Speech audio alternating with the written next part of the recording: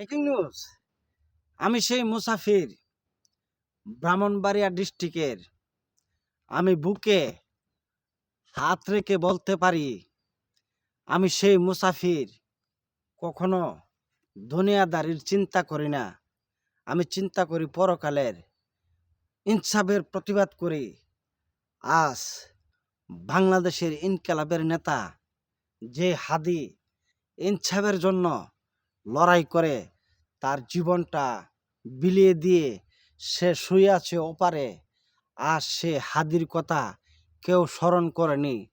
সেই জানোয়ারগুলা শুধু নির্বাচন নিয়ে তারা মাতামাতি আছে, আজ তারা হাদির কথা স্মরণ করেনি।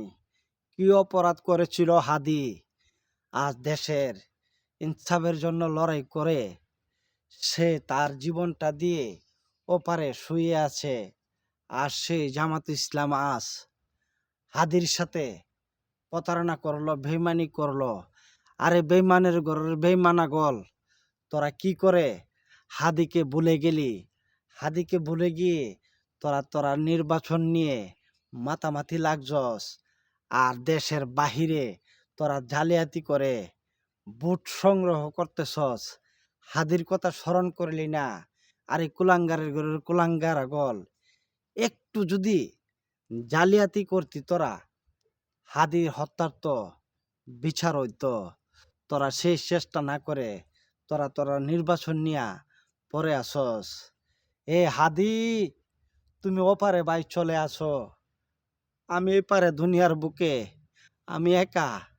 তোমার জন্য লড়াই করে আমি কিছু করতে পারিনি ভাই, তুমি ওপার থেকে আমাকে ক্ষমা করে দিও।